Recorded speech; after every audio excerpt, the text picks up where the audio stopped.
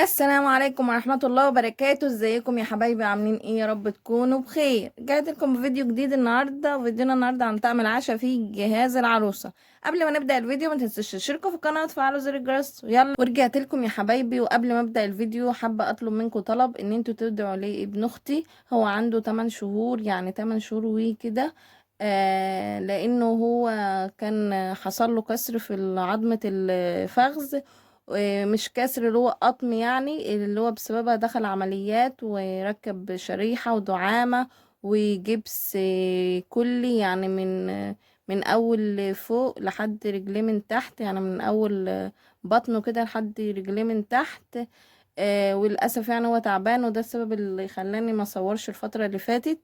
فبالله عليكم تدعوا له ان هو يقوم بالسلامة، لان حالته وحشة جدا. ومعلش برضو ان انا ابتديت الفيديو بحاجة زي كده، بس ده انا ليا يعني انا بحبكم جدا، واللي هو دعوة الغير مستجابة.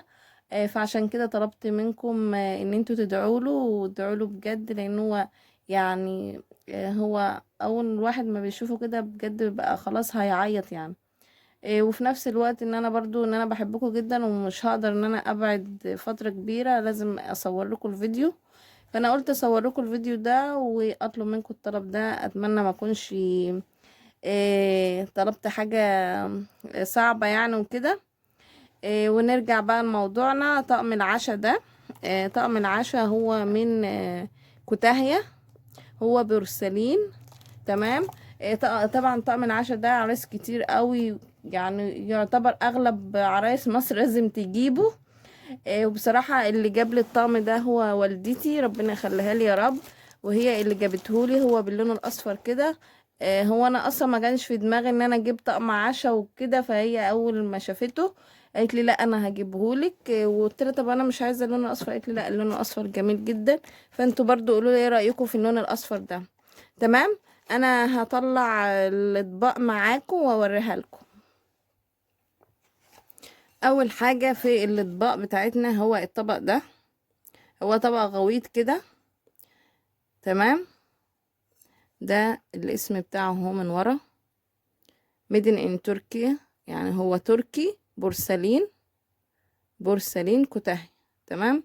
انتوا برضو قولوا لي ايه رايكم فيه. ده شكل الطبق اهو.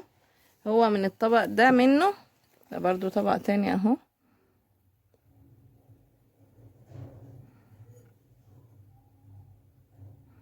الطبق ده منه ست اطباق. تمام. ده تاني طبق. هو طبق مسطح كده بالشكل ده، هو ما شاء الله يعني شكله جميل اهو.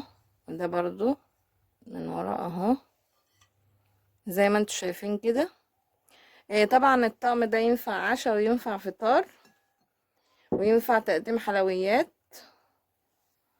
زي ما انتوا شايفين كده. ده الطبق التاني اهو بالشكل ده. هو كبير ما شاء الله. انتوا برضو قولوا لي رأيكم ايه. ده تاني ايه، تاني طبق. برضو هما من الاطباق دي منهم 6. ده 6 طبق. ده تالت طبق. هو طبق صغير كده. بص هو ميزته ان هو مسطح كده، ان هو يعني تحس ان هو ستريت حاجة واحدة كده، تحس ان هو مسح كده. وده الحاجة الحلوة في الطبق غير الطبق ده. يعني الطبق ده غويط، ان انت ممكن تحط فيه مثلا طبيخ بامية فاصوليا مش عارفة ايه كده. اي حاجة تانية يعني مثلا. اي حاجة بقى انت بتستخدميها على حسب عشا كل بقى عشاها مثلا جبن وسلطات وحاجات، وفي ناس عشاها بتبقى يعني اللي هو بقى ايه، رز ومش عارفة ايه ومكرونة وحاجات من دي، على حسب بقى ايه استخدام كل ايه واحدة. تمام. ده الطبق الصغير اهو. ده بصوا كده اهو. يعني احنا هنحط الطبق ده كده والطبق ده كده زي ما انتوا شايفين كده، الطبق ده فوقيه كده. اهو بالشكل ده. تمام، ده برضو شكل من الطبق الصغير برضو اهون يعني. تمام، جاي مع الطقم ايه تاني؟ ستة بولة.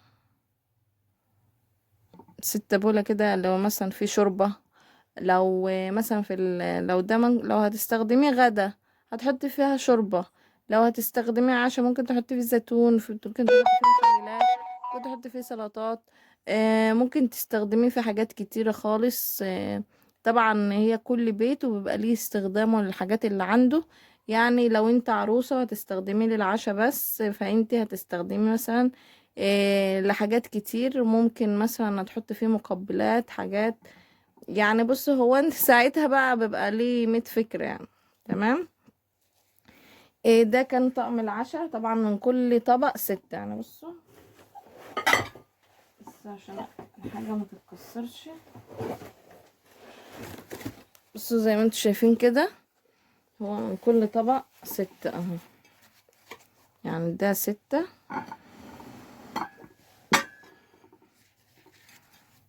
اهو. ده من كل طبق 6. ومن الاطباق التانية برضو 6. هتسألوني بقى سعر الطقم. انا كنت لسه بعمل لكم الفيديو بتاع الاسعار بتاع الحاجات اللي انا نزلتها الفيديو اللي فات، بس للاسف حصل عندنا المشكلة دي. ابن اختي وكده، فانا ما نزلتهوش. تمام اهو. الطقم ده كان عامل 850 جنيه. طقم العشاء ده كان عامل 850 جنيه. احنا كنا جايبينه برضو من فترة يعني. يعتبر ماما كانت جايبهولي اول ما نزل في المكان اللي احنا بنشتري منه يعني وكده. تمام، ده كان فيديونا النهارده. اتمنى تقولوا لي رايكم ايه. ده طقم العشاء البورسلين، انا جايباه بورسلين. انا قلت لكم قبل كده وانا بعمل فيديوهات ان انا ما بحبش طعم الاستانلس، اللي هو الاطباق الاستانلس، عشان هو عندنا في البيت وانا بصراحه ما بحبهوش. هو استخدامه جميل وتنظيفه حلو برضو، ما فيهوش اي مشكله. بس انا عن نفسي انا يعني مش حابه ان انا استخدمه في بيتي يعني وكده. فانا جايبه يا اما هجيب بورسلين في الاطباق بتاعتي، بورسلين، ميلامين، ازاز. غير كده انا لا، انا ضد الاطباق الاستانلس يعني وكده. وانتوا برضو كل واحد وحريته، كل واحد واختياراته وذوقه. ده كان طعم العشاء، هو من اختيار ماما. لون يعني ماما اللي اختارت لي اللون ده. فانتوا ليه رايكم ايه برضو؟ اتمنى تكم في الفيديو ده. وان العروسه لازم تجيب طقم عشاء. العروسه لازم تجيب ايه؟ لازم تجيب طقم عشاء. ده يعني لازم. برضو في ناس هتقولي لا مش لازم تجيب طقم عشاء. انا هقولك كل واحدة وحريتها، بس هو ده دلوقتي الماشي يعني. الاغلب جدا ان العروسة بتجيب طقم عشاء. تمام. ما تنسوش يا حبايبي تشتركوا في القناة وتفعلوا زر الجرس عشان تستفيدوا كتير وكتير، وفيديوهاتنا الجاية تبقى احلى واحلى ان شاء الله باذن الله. انتظروني في فيديو جديد. باي باي.